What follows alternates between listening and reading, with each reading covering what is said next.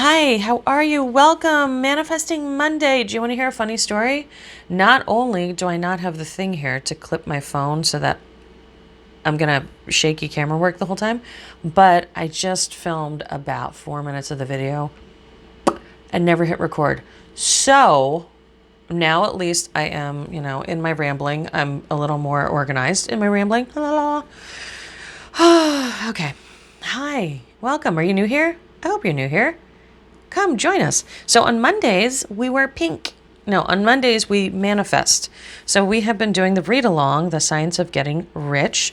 We're currently on chapter 9. And just so you know, like I said, we filmed the commercial this weekend for Moma Delia.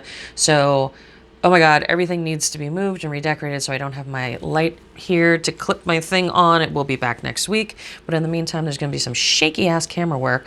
But you can always, since this is a read along, you don't need to read with me, do you? You can just put the phone down and listen. You don't need to. What are you going to look at? My fabulous nails? They're fabulous every day. I mean, nothing new here. It's just a book, okay? So if you, we do start doing manifesting every Monday. If you stay tuned, I have two big manifesting, look at those sexy nails. I have two big manifesting newses at the end. If you want to stick around, it'd be good for you. If not, that's cool too. Do your thing. Do you. Okay, so let's jump into chapter 9. And actually, I was looking because I had my marker, my bookmark that my friend Alex gave me. It's not a bookmark. It's actually a very important feng shui tool, but it's good energy, so I use it as a bookmark because then I touch it a lot. That sounds creepy. Does that sound creepy? I don't know why it sounds creepy to me. But we don't have much book left. And then when I opened it up, it said, oh my God, where was it? It was like, oh my God, I want to find it so you don't think I'm a terrible person. It was like something about organisms, and my filthy mind read orgasms, and I was like, oh, what? Like, you can have orgasms while getting rich? And I started reading it, and then I was like, oh, back it up, Delia. Just knock it off. So, yeah, no orgasm. Not tonight. Well, I mean, not during this video. I don't know what you're doing later, I'm probably eating some cookies and going to bed, but not orgasms, more like Oreos. Chapter 9. How to use the will. Oh, I don't know how I'm going to, because if you know me, I'm blind, I'm old. I'm going to have to hold it kind of over here and then read, because I can't read on the screen because that print's too little for old bitches like me. Okay. How about this? Does that work? Okay. How to use the will. To set about getting rich in a scientific way, you do not try to apply your willpower to anything outside of yourself. Okay, I'm going to interrupt already. I'm going to interrupt a lot because it's late and my filter is gone and I don't give a fudge. I do a lot of reality transurfing. We're going to start doing some of that on our manifestings.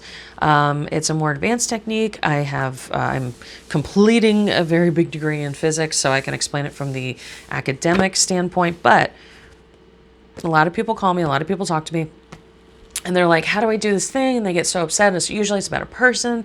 They want this person to come back to them. It's talked about a lot in reality transurfing, which I do like that system of manifesting because it does come from physics. It's very, very, very, it's almost like manifesting came first and the science caught up to it. And reality transurfing was written down and frameworked by somebody who already was a physicist. So it's almost like the physics to it was already in place and he kind of wrote around it, if that makes sense. So in reality transurfing, this exact thing, do not apply your willpower, so that's called external forces in reality transurfing, to anything outside of yourself. So a lot of times when we're wanting somebody to come back to us, if you're my regular client, and we've had this discussion, I'm sure we have, I say stop putting them on a pedestal, because if you give something a lot of energy, you're creating energy in the opposite direction, because that's physics, okay? That's science. So you're literally creating an opposing force.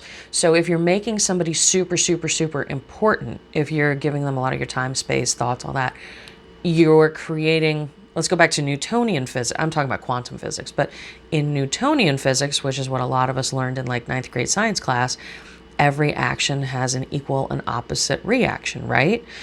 Okay, I think we can all kind of agree with that. And then if you're putting somebody up on a pedestal, the equal and opposite reaction will be you get further down the ladder of importance.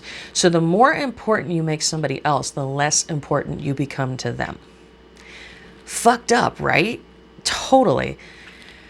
So this is why I went from having, doing psychology and having a psychology master's to going to physics, because human behavior does not make any sense, but when you apply physics to it, it totally makes sense. And you stop looking at people like emotional creatures and you start looking at them like dumb little robots. Okay? So if you're having a problem with a person in your life, you're not having a problem with a person. You just have a robot that you need to learn the programming to. And then you'll be like, oh, okay. Yeah, I can totally do that. So that first line, I'm sorry, I went off on a tangent. I'm going to be all over the place tonight. Oh, I'm tired. I'm cranky. I'm all sorts of things. I think I'm PMSing. I don't know. Whatever. My nails look fabulous. That's all I care about. So do not try to apply your willpower. That is external forces in reality transurfing.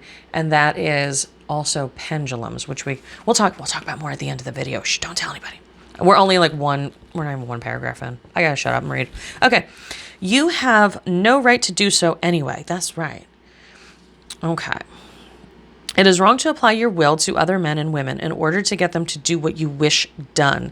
It is as flagrantly wrong to coerce people by mental power as it is to coerce them by physical power. If compelling people by physical force to do things for you reduces them to slavery, compelling them by mental means accomplishes exactly the same thing. The only difference is in the methods. This is why I tell people, don't force somebody else to do something. Change yourself. And I have a feeling they're going to get into that here.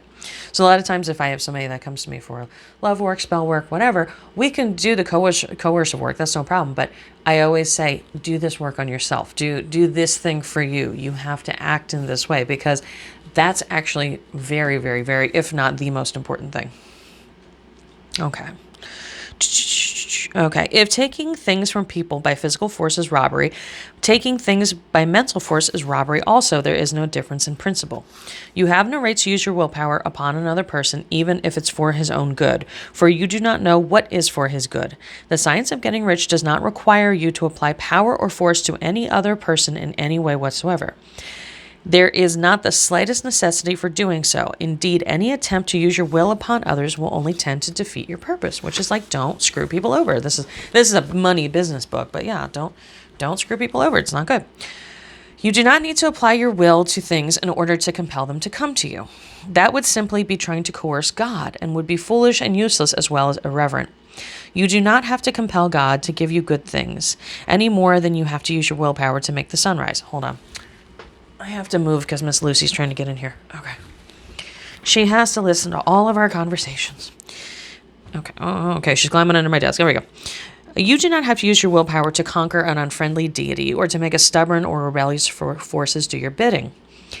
Substance is friendly to you and is more anxious to give you what you want than you are to get it. To get rich, you need only use your willpower upon yourself. When you know what to think and do, then you must use your will to compel yourself to think and to do the right things. That is the legitimate use of the will in getting what you want. To use it in holding yourself to the right course.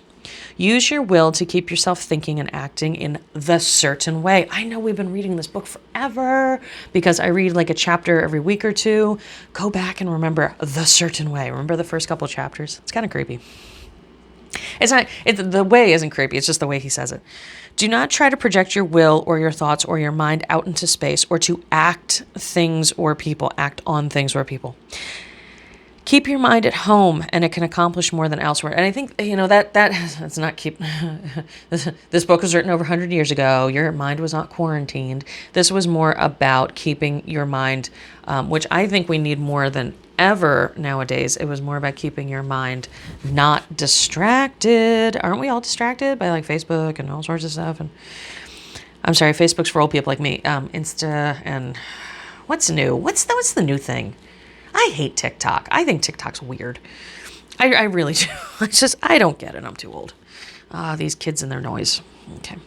So stay away from the distractions because that's that's not good either. Okay. Keep your mind at home. Keep your mind on the things you need to do for you. Use your mind to form a mental image of what you want and to hold that vision with faith and purpose, and to use your will to keep your mind working in the right way. The more steady and continuous your faith and purpose, the more rapidly you will get rich, because you will make only positive impressions upon the substance, and you will not neutralize nor offset them by negative impressions. The picture of your desires held with faith and purpose is taken upon the formless and permeates it to great distances throughout the universe, for all I know. And I don't think he's saying like, oh, for all I know. I think he's like, for all I know, like that he is 100% positive of. As this impression spreads, all things are set moving toward its realization. Every living thing, every inanimate thing, and the things yet uncreated are stirred toward bringing it into being that which you want. All force begins to be exerted in that direction. All things begin to move toward you. The minds of people everywhere are influenced toward doing the things necessary to the fulfilling of your desires, and they work for you unconsciously. That's huge in manifesting. Neville Goddard talks about it. Reverend Ike. If you guys don't know Reverend Ike, please know Reverend Ike. I love him so much. But he took everything, he admits to it, he took everything from Neville Goddard. They both talk about when you think something, don't try to write the story, because there like a million people may have to be set in motion to get that goal to happen. And it's kind of like, were you ever like sitting somewhere at some point and just all of a sudden just a thought came into your head, or you had to jump up and like do the dishes, or you had to at that point just go out for a drive. Well, that you going for a drive at that point and then getting gas caused somebody else to do this, caused somebody else to do this, and that's that ripple effect. Okay, so that's what he's saying, where they will work for you unconsciously. Okay. We're all part of a big system, hon. We're all one big organism. We're all related. We're all intertwined. So, where are we at? But you can check all this by starting a negative impression on the formless substance. That's called anxiety, people. If you ever have anxiety and I say to you, you're just praying for something bad to happen. Yeah, start with a negative impression in the formless substance. Doubt or unbelief is as certain to start a movement away from you as faith and purpose are to start one toward you. It is by not understanding this that most people who try to make the use of mental science in getting rich make their failure. Every hour and moment you spend in giving heed to doubts and fears, every hour you spend in worry, every hour in which your soul is possessed by unbelief, sets a current away from you in the whole domain of intelligent substance. All the promises are unto them that believe, and unto them only. Notice how insistent Jesus was upon this point of belief, and now you know the reason why. I have to switch hands. My hand's hurting. Since belief is all important, it behooves you to guard your thoughts. Mental diet, Neville Goddard, mental diet, as your beliefs will be shaped into a very great extent by the things you observe and think about. It is important that you should command your attention. And here the will comes into use, for it is by your will that you determine upon the things your attention shall be fixed. If you want to become rich, you must not make a study of poverty. Things are not brought into being by thinking about their opposites. Health is never attained by studying disease. Amen, if that is not ever true now. Anyway, and thinking about disease, studying disease and thinking about disease. Righteousness is not to be promoted by studying and thinking about sin. No one ever got rich by studying poverty and thinking about poverty. Medicine is a science of disease. Medicine as a science of disease has increased disease. My grandma used to have a saying. She said, "You're never so sick as when you go to the doctor."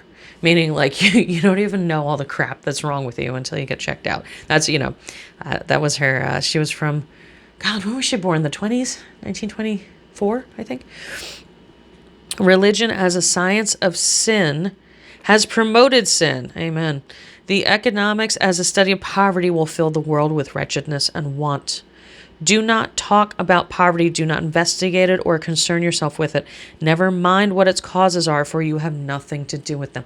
Oh my God. Find the Reverend Ike. Go on YouTube right now. Well, give a thumbs up. tell everybody about this video, share it first, and then go over to Reverend Ike. He has a speech called Money is a Lady, and he's a prosperity preacher from the 1970s. I love him so much. And he says, never talk bad about money because money is a lady. And what does a lady do when you talk bad about her? She'll have nothing to do with you. Oh, and he says it so well. I think he's from North Carolina, and he just has such a cadence and demeanor. And it's true. He tells people to talk about what they want. And in his church, it's a prosperity church. It's about money. And he says, talk about money like you have money, like you love money, like you're going to be a steward of money. Okay. Okay, do not spend your time in charitable work or charity movements. All charity only tends to perpetuate the wretchedness as it aims to eradicate. I do not say you should be hard-hearted or unkind and refuse to hear the cry of need, but you must not try to eradicate poverty in any of the conventional ways. Put poverty behind you and put all that pertains to it behind you and make good. Get rich. That is the very best way you can help the poor. So that being said, so I follow all these. I absolutely agree with it. Do I give my items away, and do I donate to the local shelter? Absolutely. 100% I do. But I do it thinking, even when I donate, I think this is going to help. I think my husband had some clothing that I know he had pajamas. I remember the last time I donated men's clothes, he had a bunch of pajamas. And as I was giving them to the volunteer at the shelter, they mostly take women's clothing. And I said, and they were really nice pajamas. I think they were like Christmas pajamas, like they had like reindeers on them or something he didn't want. And I said, do you need men's things too? And they were like, oh yeah, because we have a lot of women that come to the shelter that have, teenage kids, teenage boys. And all I could think of was like, that boy, could be 10, 11, 15, I don't know. He's going to get those pajamas, and maybe, and it was a really, really nice set. It wasn't like used. I think it was like a Christmas gift that he just didn't want. And I was thinking like him having a new set of clothes, even a new set of pajamas. Think about when you get a new set of pajamas, right? In the winter, you feel like, ooh, my new set of pajamas. It's like helping other people feel good about themselves. Now, and I think that's what that chapter is about. It's not like giving, like, oh, you're so poor, let me just give you some scraps. It's like helping people feel good about themselves so that they can reach higher levels and do good things, Okay, and getting rich is the best way you can help poor people. Absolutely. My first husband's, my first father-in-law, he would say that. He'd say, you know how to, and he was very Italian, from the East Coast. He'd say, you know how you help poor people? Don't be one. And that was his way of saying, like, build yourself up, because then, like my grandfather had a factory and he was extremely poor, came to this country with nothing, then you can employ hundreds, and that's what he did. He employed hundreds and hundreds of people. So best way you can help people is to get rich so you can help more people. Okay. The other thing, this is just rambling. This is like Mama Delia rambling at the end of the night. This is my therapy. The other thing I used to do is, when I myself didn't have a ton of money, I would volunteer to teach reading and math. So I didn't have any money, but I knew how to read, and I knew how to do math, and I knew how to teach, which any teachers out there, God bless you, teaching's a skill. I couldn't do it with a classroom of 30. I'd probably murder them, but I can do it one-on-one. And so I would volunteer, and I would teach anywhere from little kids up to adults how to read and do math. And even if you don't have money, that's a great thing to give somebody, because then they can go on and better themselves big time from that. Okay. You cannot hold the mental image which is to make you rich if you fill your mind with the pictures of poverty. Do not read books or papers which give circumstantial accounts of the wretchedness of the tenement dwellers, the horrors of child labor, and so on. Do not read anything which fills your minds with gloomy images of want and suffering. You cannot help the poor in the least by knowing about these things, and the widespread knowledge of them does not tend to make does not tend at all to do away with poverty. What tends to do away with poverty is not getting pictures of poverty into your mind and getting pictures of wealth into the minds of the poor. Reverend Ike, I'm telling you, I love him. You are not deserting the poor in their misery. Excuse me, I just totally burped. I'm sorry about that. Excuse me. You are not deserting the poor in their misery when you refuse to allow your mind to be filled with pictures of that misery. Poverty can be done away with, not by increasing the number of well-to-do people who think about poverty, but increasing the number of poor people who purpose with faith to get rich. The poor do not need charity, they need inspiration. I think it's what we were just talking about. Charity only sends them a loaf of bread to keep them alive in their wretchedness, or gives them an entertainment to make them forget an hour or two. But inspiration will cause them to rise out of their misery. If you want to help the poor, demonstrate to them that they can become rich, prove it by getting rich yourself. Amen. The only way which poverty will ever be banished from this world is by getting a large and constantly increasing number of people to practice the teachings of this book. Did I ever tell you that this is Carol Baskin's favorite book? Do you remember Carol Baskin? Do you remember Tiger King? It's her favorite book. I'm just saying. So, a little sus. Anyway. People must be taught to become rich by creation, not by competition. I agree. There's no competition out there. There's enough money in the world to go around for all of us. There's plenty. They print more every day. Aren't we finding that out? Every man who becomes rich by competition throws down behind him the ladder by which he rises and keeps others down. But every man who gets rich by creation opens the way for thousands to follow him and inspires them to do so. You are not showing hardness of heart or unfeeling disposition when you refuse to pity poverty, see poverty, read about poverty, or think or talk about it, or listen to those who talk about it.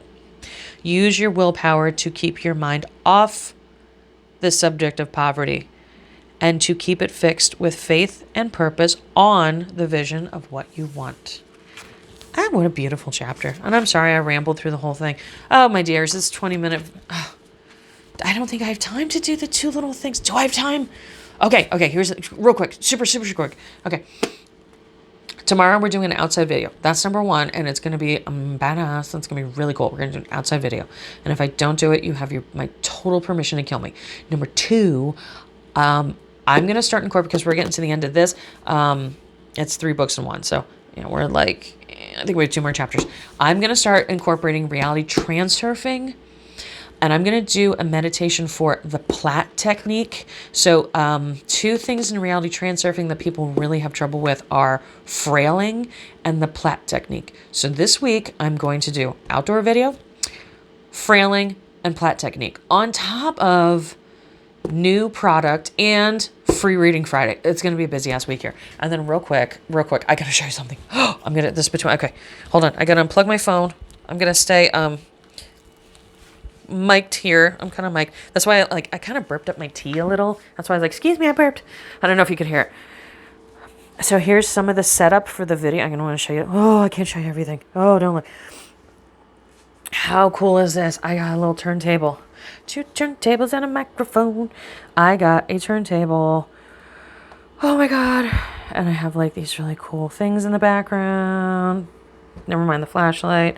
I got these cool things in the background. Yes, I'm going to make you wait as you slowly watch this come around. So we're going to have all new product videos. How pretty is that? Isn't that super cute? I love it so much. So all the videos are going to be... And then I have this other one. It's over there. That's not cocaine. That's salt. Just so you know. That one, the director did not like that one so much. So I may not use that one. But it lights up and it makes all sorts of colors. That's a jackalope. A friend of mine let me borrow a couple things to put in the background.